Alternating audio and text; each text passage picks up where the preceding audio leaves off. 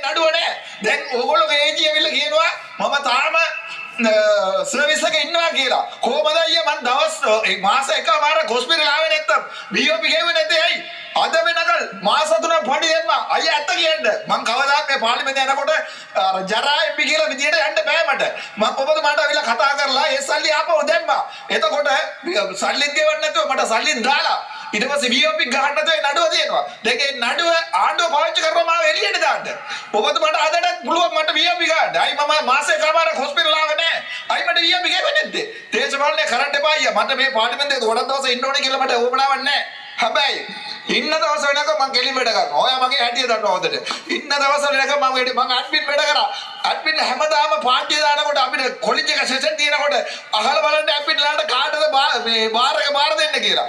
Bar එක බාර දෙන්න මට එක දවසක් වත් එක බෝතල්වත් උසට නැතුව ආගේ කඩන් කරලා ගිහලා ආපහු දීලා තියෙනවා. හැබැයි ඒ තරම් තමයි මම වැඩ කරලා තියෙන්නේ. මේ ආවට පස්සේ ඔයගොල්ලෝ මොකද කරන්නේ? මාව ඉතින් හොරු කිව්වා. ඔයාගේ අල්ලපු පුටු ඉන්න එක නම පිස්සු කිව්වා. පිළිදෙන්නේ නැද්ද? රිදෙන්නේ නැද්ද? ඒ නිසා තමයි මම අද ජනාධිපති මුණ ගැසුණා. මංගේ ජනාධිපති ඉන්න කියලා අද කතා කරා. ශ්‍රී ලංකාවේ දිනේට ජනාධිපති කිව්වා සහයෝගය දෙන්න කියලා. මං කිව්වා මේ ජනාධිපතිතුමා ඒක අනිවාර්යෙන් කරන්න ඕන දෙයක්. මම මේක අද පාර්ලිමේන්තුවේ කතා කරද්දී ඔබතුමාගේ ඇඩ්වර්ටයිස්මන්ට් එකට වඩා හොඳට යනවා කියලා. ඒ නිසා මම ඒකට කැමැති. මම ඔයාලටත් කැමැති. මට තියෙන ලොකුම ප්‍රශ්න තමයි දැන් දේශපාලන විදිහට මේක පාවිච්චි කරන්නේ ඇයි? දැන් අපි ඇවිල්ලා දේශපාලනේ පක්ෂ එකක් නෑනේ.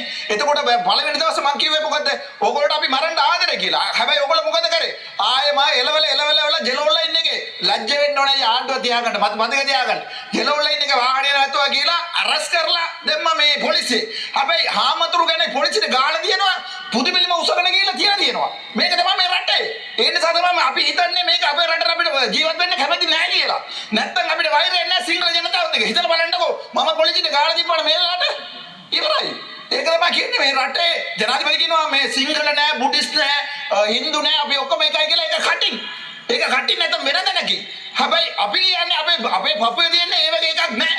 අපි කවදාවත් කියන්නේ අපි දෙමළ, අපි හින්දු. හැබැයි අපි ආදරේ ඔයාලට. ඔයාලා කියනවා නෑ මොකුත්ම නෑ කියලා අපිට මේ වෙඩ දෙනවා. දැන් ක්ලීන් ශ්‍රී ලංකාව බලන්න එක දෙමළ පුත්කලයා ඉන්නවද?